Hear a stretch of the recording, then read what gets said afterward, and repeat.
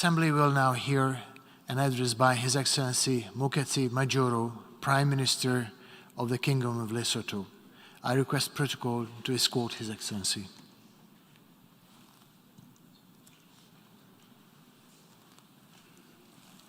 I have a great pleasure in welcoming His Excellency Moeketsi Majoro, Prime Minister of the Kingdom of Lesotho.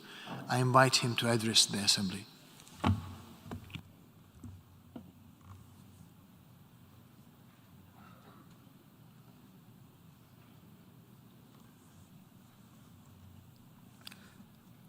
Your Excellency, Mr. Saba Korosi, President of the 77th session of the General Assembly, Your Excellencies, Heads of State and of Government, Your Excellency, Mr. Antonio Guterres, Secretary General of the United Nations, distinguished delegates, ladies and gentlemen, at the very outset, allow me to congratulate you on your well-deserved election to the office of the President of the General Assembly for the 77th session. Mr. President, your illustrious career as a diplomat assures us of a successful session. I assure you of my delegation's full support and cooperation during your tenure of office. I also wish to commend your predecessor, His Excellency Mr. Abdullah Shahid, for his stewardship in discharging his duties during the previous session. To Secretary General Guterres, I extend my country's gratitude and support for the tireless efforts in the daunting task of finding lasting solutions to the persistent problems that face our organization. We particularly commend you for the wide-ranging reform efforts to equip the organization to provide more effective support for member states across the spectrum of the challenges they face, including stronger partnerships for the 2030 agenda. We welcome our Common Agenda report, which focuses on the next 25 years and represents your vision on the future of global cooperation through reinvigorated multilateralism within the United Nations at the center, with the United Nations at the center of our efforts.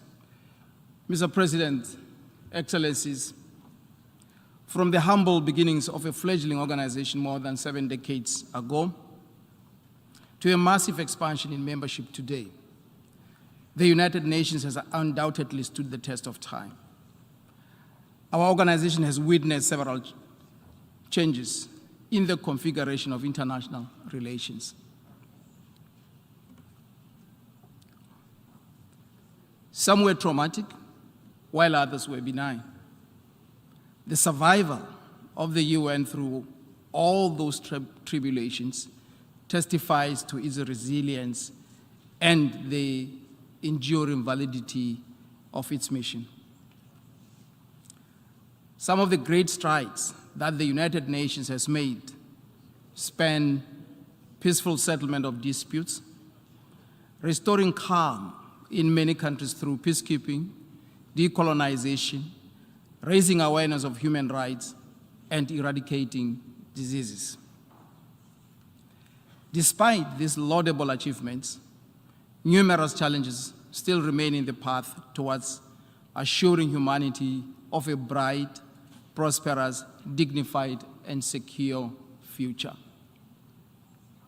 The continuous eruption of armed conflicts throughout the world, terrorism, climate change, diseases, and the lingering effects of economic and financial crisis, and many others continue to transcend our borders and have remained in the foreground of international relations and preoccupied the international community. It is in this context that we welcome the theme for our general debate today, a watershed moment, transformative solutions to interlocking challenges. Mr. President, we are living in uncertain times.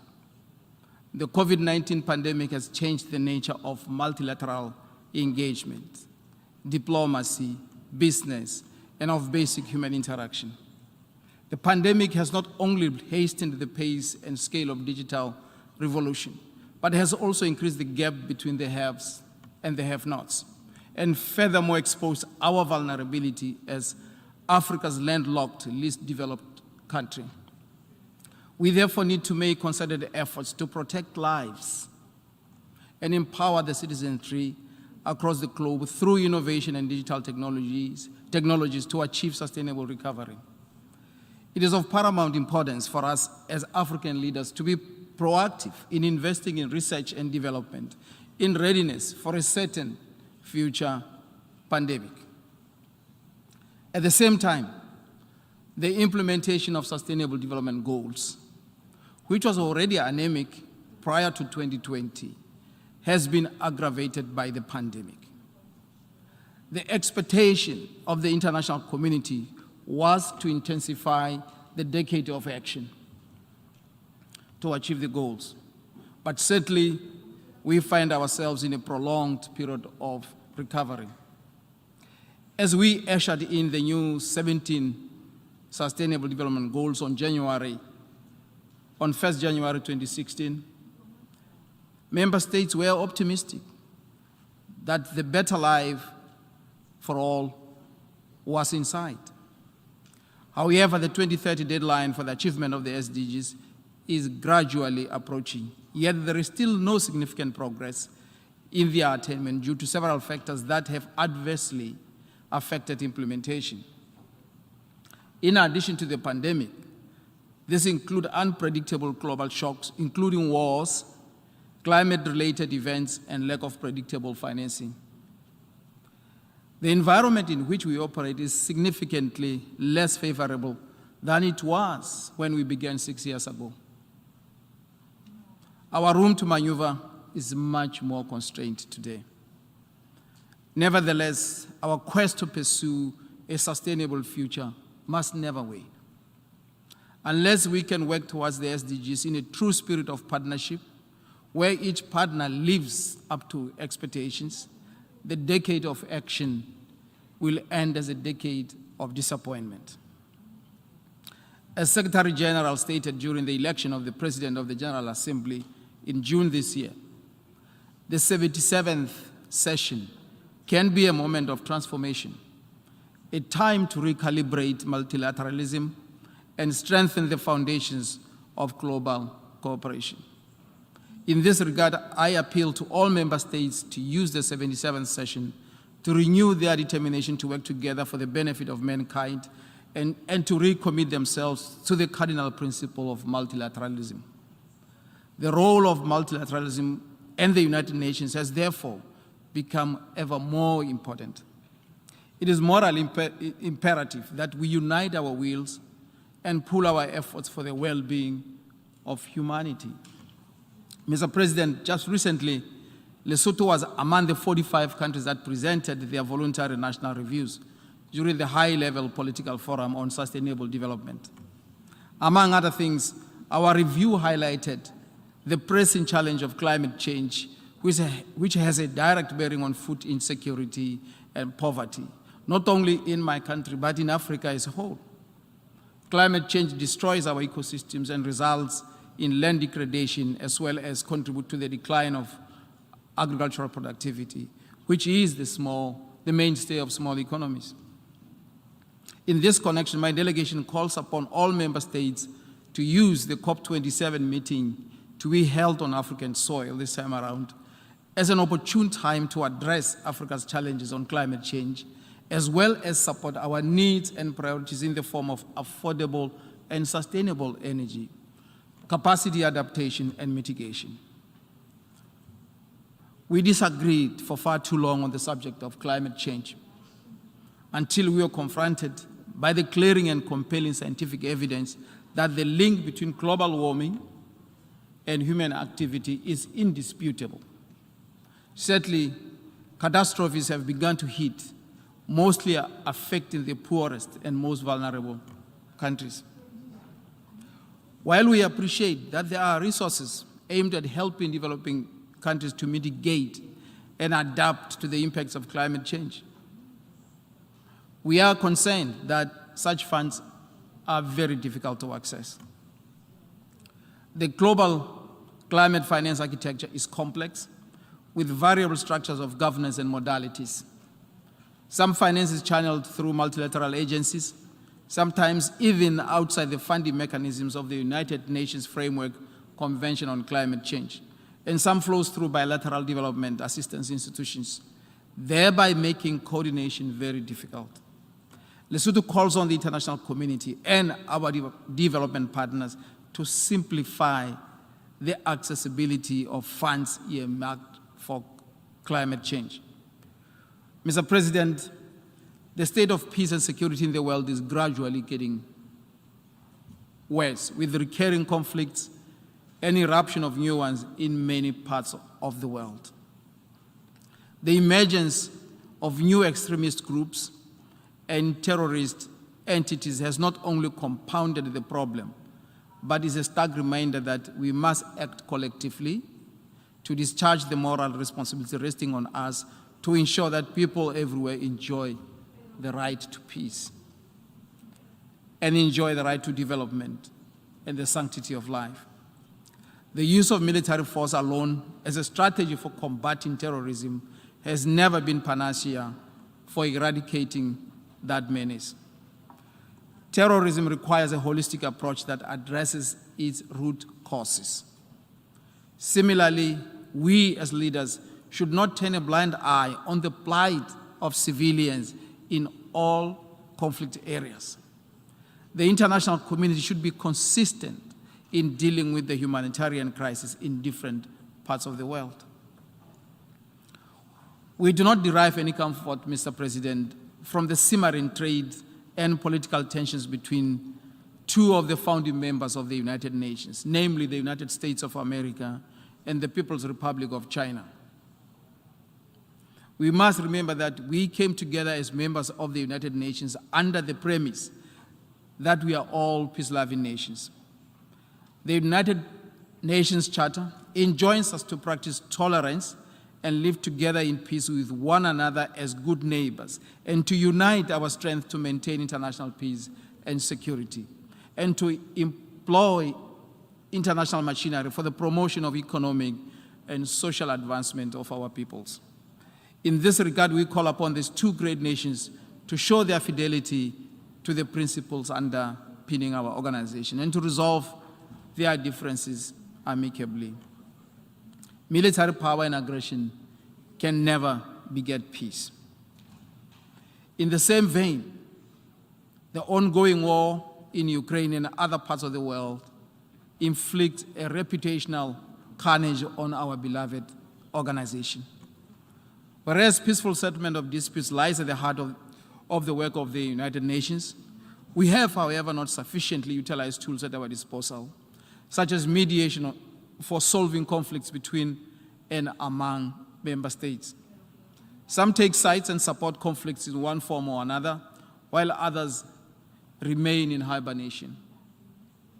Lesotho therefore wishes to implore the United Nations, particularly the Security Council, to live up to its charter and be an honest and impartial mediator in conflicts. The resolution of international disputes based on dialogue, justice, and the equality of all states must be at the heart of that strategy if it is to succeed. We must shun those who fan the flames of discord amongst us, and indeed we must not allow ourselves to entertain any thoughts that through divisions there will be one side that will win. We will all perish and be on the precipice. We are mindful, however, that it will be difficult for the Security Council to effectively discharge its mandate while it remains an epitome of the 1945 architecture of the world as seen by the victors of the Second World War. The reform of the United Nations, including the Security Council, can no longer be delayed. A reformed, transparent, and more democratic United Nations, in which Africa is represented along the lines of the Ezulwini Consensus, is necessary for preserving international peace and security and for confronting the challenges of development. All member states need to garner the necessary political will to advance the intergovernmental negotiations on the Security Council reform. We note with satisfaction the statement by President Biden delivered before this August House on the 21st of September 2022, in which he clearly articulated America's support for representation of Africa and other unrepresented regions in the United Nations Security Council, particularly in the permanent category. Let us make the 77th session one for decisive action on this matter.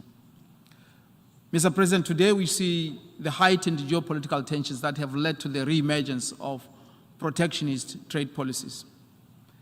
The economic war in terms of sanctions has the potential to make global supply chains less efficient, subtracting from long-term growth and adding pressures on prices. This state of affairs flies in the face of the resolve of the representatives who gathered in San Francisco to finalize the Charter of the United Nations more than 7 decades ago, and who dreamed of a world of equality and shared prosperity. They renounced a vision of a world of unilaterally imposed economic sanctions and financial blockages against others, or one in which peoples are denied their right to self-determination or were subjected to occupation. It would therefore be remiss of me not to unequivocally call for the lifting of all economic and political sanctions against Zimbabwe. In the like manner, we express solidarity with the tenacious people of Cuba for having endured economic sanctions for so many years. We are confident that the United States of America, under the leadership of President Biden, will revisit its position on the embargo against the Republic of Cuba, and expand cooperation with Cuba on areas of mutual interest, including on trade and commerce, for the benefit of the peoples of both countries. This, the United States did in 2016 through the Presidential Policy Directive, and it can surely do it again. We also want to express our unwavering solidarity with the people of Western Sahara, who have languished under the hegemony of colonialism for far too long. I also wish to underline, in particular, the General Assembly Resolution 40/50 of 2nd December 1985, in terms of which the Assembly reaffirmed the fact that the question of Western Sahara was a question of decolonization, which remained to be completed on the basis of the exercise by the people of Western Sahara of their inalienable right to self-determination and independence. Equally, the United Nations Security Council, in its resolution 1920 of 2010, 1979 of 2011, and 2044 of 2012, recognized that the consolidation of the status quo in Western Sahara was unacceptable and called for an intensified pace of meetings and strengthening of contacts between the parties in order to advance the organization of the referendum. We call upon the international community to intensify efforts to bring to an end the question of Western Sahara. In the same vein, we express our unwavering support for the people of Palestine. Since the founding of the UN, the question of Palestine has been at the center of the agenda of our organization. Yet today, the Palestinian territory still remains under foreign occupation, and its people endure untold pain and suffering. We call on the United Nations to intensify its efforts to achieve a comprehensive, just, and lasting settlement of the question of Palestine. Mr. President, allow me to conclude my remarks by pointing out that the regime of the Charter of the United Nations has so far done its part in preventing a third world war, thereby fulfilling one of the dreams of the architects of our beloved organization. The continued success and the relevance of the United Nations will depend in large measure on its capacity for self-renewal and in readiness to meet modern-day challenges. We, the United Nations, should continue to be the voice of the voiceless and the best hope for all mankind. Now is the time for leaders everywhere to join the race for transformative action that can drive peace, democracy, respect for human rights, and the rule of law, as well as human dignity economic competitiveness, and sustainable prosperity for all. Lesotho will continue to be persistent and a resilient part of that initiative. I thank you. On behalf of the Assembly, I wish to thank the Prime Minister of the Kingdom of Lesotho for the statement just made, and I request protocol to escort His Excellency. And now the Assembly will hear an address by His Excellency Adriano Afonso,